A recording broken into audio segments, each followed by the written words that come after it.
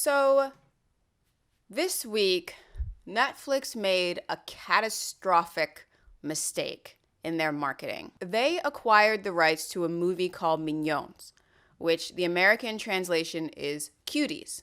It's a coming-of-age story from France by a Senegalese French woman named Mamouna Decoré. The American movie poster that Netflix put out is at best explicit. If you judge this movie based on the American poster, you're going to think that it is child pornography. You're not going to see it. Why would you? Why would anyone see a movie that's advertised about 11-year-olds twerking? Nobody wants to see that. But if you judge it by its original French poster, you would think that it's a sweet coming-of-age movie about a young immigrant girl trying to fit into her new Western culture, which is what it is. It's an autobiographical tale from the director, who is a Black woman. Now, there have been calls for the movie to be completely canceled and not shown on Netflix because of what these marketing geniuses at Netflix did. Now, if the movie is supposed to be about how disgusting the hypersexualization of young girls is, the movie poster achieved it. It elicited disgust from the public. There was a petition to have it completely canceled. Netflix backtracked and apologized for what they did. And it definitely did draw a lot of attention to a major problem in Western society. It's not a new problem. I understand this. In Western culture and all over the world, young girls have been hypersexualized since forever. And if this movie is bringing light to that, I know I'm going to watch it because I'm really interested in this. I see a lot of young girls in my day-to-day, and I really care about them as people. I very much want to see what she has to say about this subject, and I want to see what she has to say about her own experience. I am an ice skating enthusiast. I see a lot of different young girls. There's nothing weird about it. I also see elderly people. The adult figure skating world is strange, and I will make an entire video about it one day once the rinks open back up. I would also like to point out that this movie did win a Best Directing award at Sundance. So overall, I don't think we should jump on canceling this movie, but we should be very upset with Netflix for how they portrayed the movie. We should probably be upset with them also about dance moms and toddlers and tiaras. The bigger thing, why did this blow up online?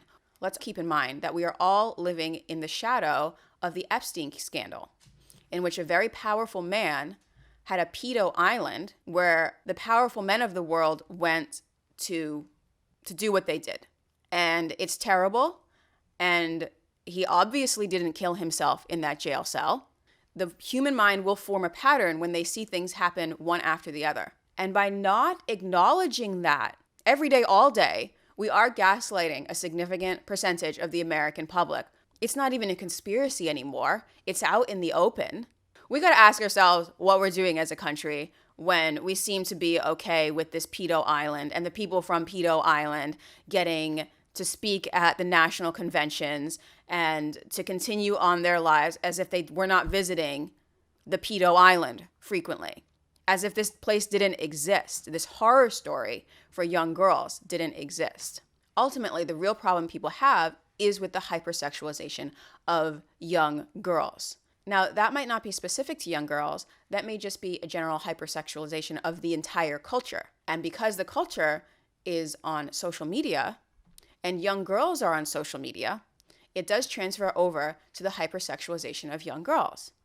Now, you might say, well, what kind of parent is letting their daughter be on social media? All of them. Here's another really interesting book that I'm going to do a full video on. It's called American Girls, Social Media and the Secret Lives of Teenagers. Basically, young girls are on social media all day, every day, more so than young boys. There may have been a time where we were able to separate what adults see from what kids see. But then PG-13 came around. This is another topic for another day. The PG-13 rating made it financially prudent for studios to make movies for teenagers and adults, whereas before they were making adult films and they were making children films, We're going to go into that in another video. The PG-13 rating fundamentally changed the game.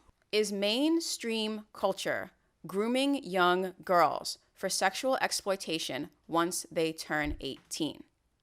If you've seen the movie Hot Girls Wanted by Rashida Jones, you might say, yes, it is.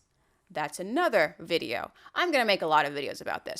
I don't blame parents for kids being online every day. How much time can a parent really spend with their daughter? You know, they have to work, they have to sleep, they have to keep house, they have to do all these things. So 2 hours a day, 3 hours a day, they can spend one-on-one with their daughter. How often are they on social media? Way more than that. It's just a numbers game. The saddest line from this book is one of the young girls saying, social media has ruined my life.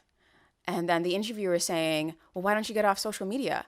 And the girl says, well, if I got off social media, I would have no life. Wow, that really hit right here. So this video is all over the place. I talk about a lot of things, and I'm going to break this into smaller videos in the future and really unpack each individual topic. Definitely going to go more into the secret life of American girls and how social media is influencing them. It's a huge topic, and I do want to be more in depth, so I will be bringing you more videos. It's a very important topic to me just having been a young girl and knowing what it's like and having come out the other side unscathed, but I know a lot of girls didn't. To sum all this up, please don't let these advertising execs at Netflix ruin what could be a very important movie. We all know that that poster would never be okay for Stand By Me or a movie about boys. We all know that that would not fly. So Netflix was 110% wrong about this in the way that they handled this. But the movie itself might turn out to be really good. Also, thank you for 1,000 subscribers. This is really great. I'm so encouraged. I love all the comments. I think they're so insightful. I'm going to be cranking out more videos as time goes on. I love everything about this. So if you're not a subscriber, please subscribe. Thanks.